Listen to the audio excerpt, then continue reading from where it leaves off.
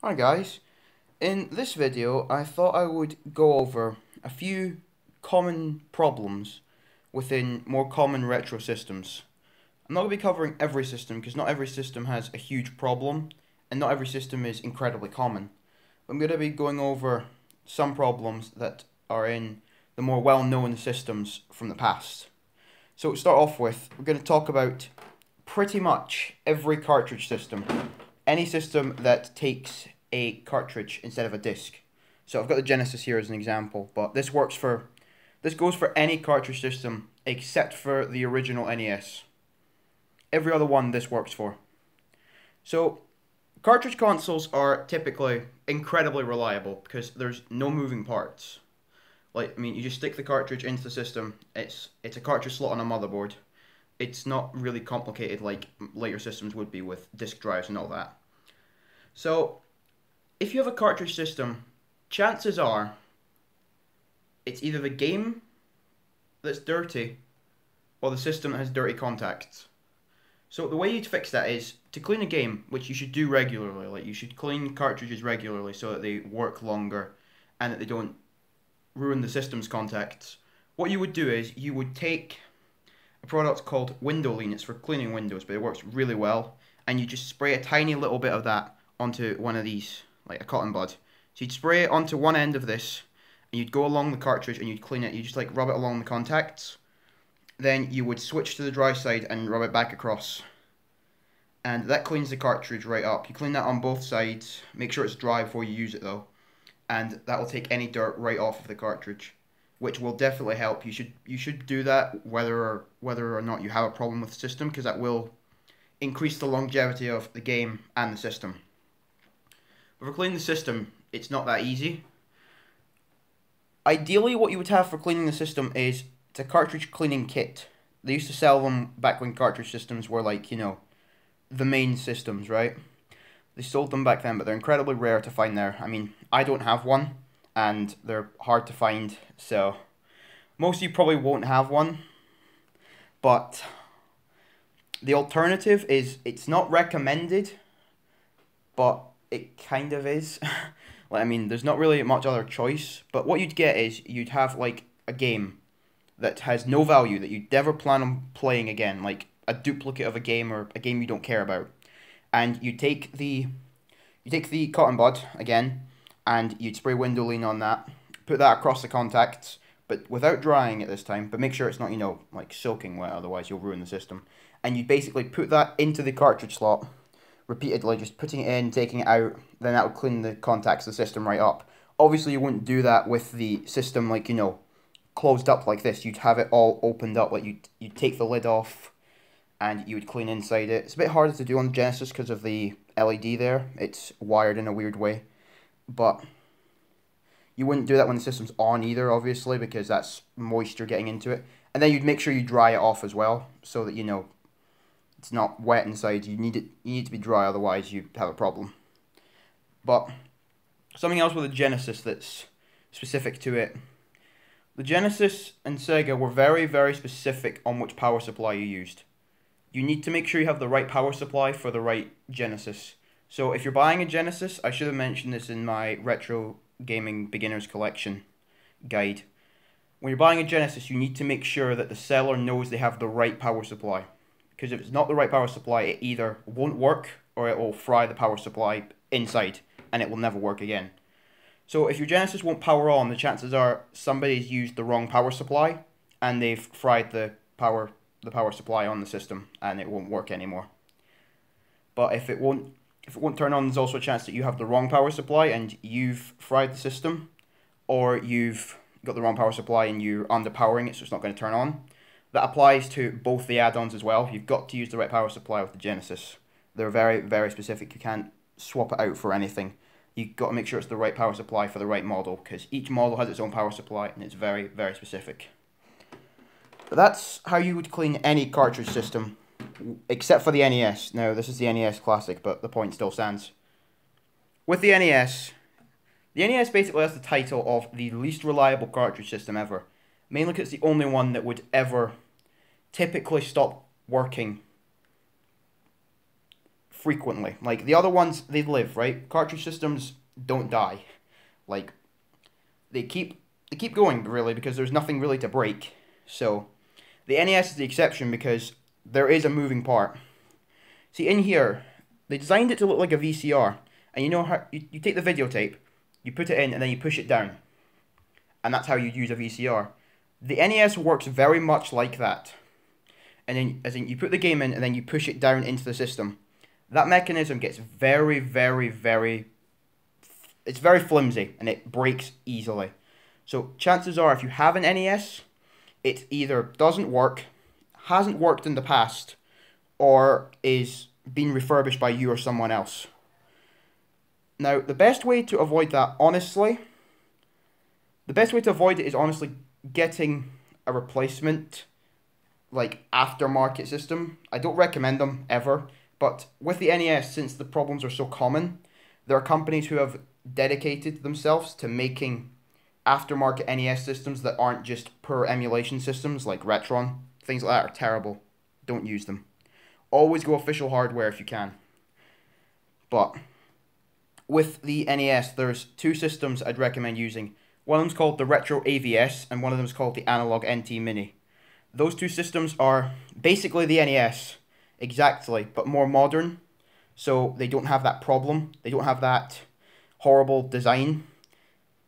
Although if you don't want to buy a whole new system, you want to stick to the NES, there are two things you can do, which will... One will solve the problem, and one will temporarily fix it. What you can do is you can replace the mechanism, which is called the 72-pin connector. You can replace that inside, which requires you to take the system apart and take out the old connector, put a new one in. It's not a difficult repair, but I mean, some people might not want to do that, so they may just choose to get a clone system or the NES Classic, which, if you go for the NES Classic, that's a decent alternative. And if you go for the Analog NT Mini or the Retro AVS, they're both also decent options. But if you're going for something like the Retron or any of those cheap Chinese knockoff NES systems, don't bother. They're a waste of money. They're horrible. They're dreadful. They're terrible in every way. The other thing you can do, which also involves opening the system, is you can buy this component. It's called, I think it's called Blinking Light Win. You put it in, and basically it removes the need to push down. So you just basically put the cartridge in and it sits in. You don't have to push it down into the system, which is what most cartridge systems have. It's called a straight load, as in the cartridge goes in and it loads into the cartridge slot straight away. There's no additional work required. The NES has to be the exception because it needs to look like a VCR. So it all made sense for them to design it like that, but in the modern day it's really annoying because the NES is now super unreliable. So there are ways to get around it, and obviously cleaning your cartridges. Make sure you clean the games as well. That is another thing. Don't blow on cartridges. I know everyone says to do it, but if you blow on the cartridges, you just create moisture, and that rots the cartridges. It corrodes them, and then they will never work again. When you take a cartridge out and blow on it, it's not blowing on it that works. It's taking it out and putting it back in because of the faulty 72-pin connector. So that's the NES. So it can be annoying to deal with, but it can be fixed. Now moving on to next system here, we have the original PlayStation 1. This applies specifically to the original grey ones. This is the classic, but you know, it means the same thing. This doesn't apply to the slim model. This one doesn't apply to that, but it applies to all the original ones that look like this, you know. So what would happen with this system is, the way that Sony designed it, the laser and the power supply are very close. They're too close to function properly. So over time, the power supply would start to like heat up the laser, and the system would stop reading games.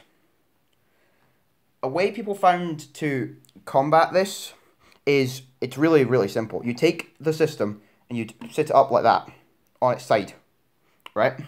It sounds silly, but gravity compensates for it so that the heat is getting taken off the laser and it does read. Sometimes, I mean, I heard people say that they put it, you know, upside down like that. I've never tried that. I mean, I had an original one, but it broke in another way, which we don't want to get into right now. But I've had this one pretty much the whole time. This one doesn't have any known Terrible problems. I mean, both systems are about the same price, so honestly, if you don't want to deal with the problems of the original, you might as well just buy this one, or the classic if you want to. Or honestly, most PS1 games are available digitally on PS3 and PS4 if you want them, if you want to play them that way. But if you want to go original, then I'd recommend getting this one over the original one, because this one doesn't have any problems like that, hardware-wise. But yeah, if you have the original one, turning it on its side seems to work. That's actually why I designed the PS2 to stand up vertically, to avoid that problem, although the PS2 doesn't actually have that problem. But the last system we're going to talk about here is the Dreamcast. Yeah, I know, we bring the Dreamcast back again. We'll see more of it next month as well. But the Dreamcast has one problem, which is basically the fault of the Sega Saturn. See, when Sega made the Saturn, they basically made it incredibly expensive. So it retailed at $400, right? Which is too much. Too much back then, too much now. So, you know. But what they did was they had an incredibly sturdy and very, very high quality laser put into it. So the laser that reads the games on the Saturn is very high quality. So you shouldn't ever have any problems with that. I mean, it is a laser after all. It can have problems, but it's one of the more sturdy ones. The problem with that is, when they were making the Dreamcast, Sega were running out of money fast. So they had to make the laser cheaper to produce. So unfortunately that means the Dreamcast laser can go wrong. Now there are ways obviously to fix that. You can replace the entire laser, which, I mean, that's pretty difficult. So there is a way to temporarily fix it, which is, it's pretty simple to do, but it does involve taking the lid of the system off. Like literally you unscrew a couple screws on the bottom of the system and you just lift the lid off and you get access to the laser pretty much. It's very compact. The Dreamcast is actually really dense. So what you do is, there's this, I'm going to leave a video linking what you actually have to do and it will explain it properly. But basically you can adjust how the laser works with this little black sort of handle. And if you adjust it specifically, it will make the laser work again, temporarily, and that will fix it.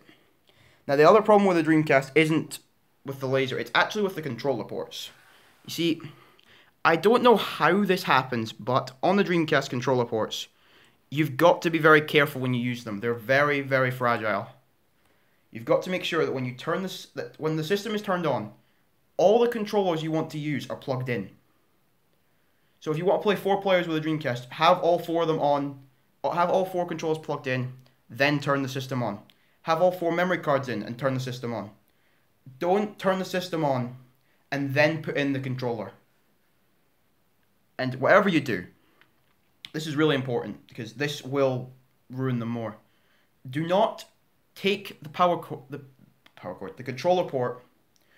Do not take the controller out of the system while the system is still on. If you do, turn the system off. Do not try to plug the controller back in because you will blow the fuse on the controller port and it will not work. Now that's a very common, very, very common problem that happens to a lot of people. So there are replacements, but it's complicated. You don't really want to do it. So make sure your controllers are plugged into the system first and then turn it on. Don't ever unplug the controllers while the system is still on. Turn it off, then unplug the controller. Otherwise you will ruin the controller ports and it will not work. Now, it doesn't always happen, but it's very common. So I wouldn't chance it. Because the Dreamcast only sold 10 million systems and it's getting rarer to find by the day because collectors are keeping them. They're not they're getting rarer because more of them are probably dying from the laser and the controller port problem, so people are just probably throwing them out. So it's very important that you keep the controller ports safe, right? Don't take controllers out and then put them back in. If a controller comes out while you're playing, like if someone trips on the wire or something, turn the system off. Don't plug the controller back in because you will ruin the system. But anyway, that's it for this one. That's all the problems with some common systems. I mean, there are other problems for other systems, obviously. And then you have problems with more modern consoles as well. But they're more complicated and most of them require opening the system up in some way. So, I mean, the most common problem with modern systems is hard drive failure, which, I mean, that is pretty simple to replace, but you do lose data and stuff, so, I mean. But with the older systems, there are problems because mainly due to age or mostly due to age or bad design. So, that's going to do it for this one, and I hope you enjoyed it. If you have any of these systems with any of these problems, I hope this helps in some way. So, thank you for watching. I hope you all enjoyed it, and I will see you in next week's video, which will be... What will it be? I don't know. We'll see. It's the first month, it's the first week in September. See you guys next time. Goodbye.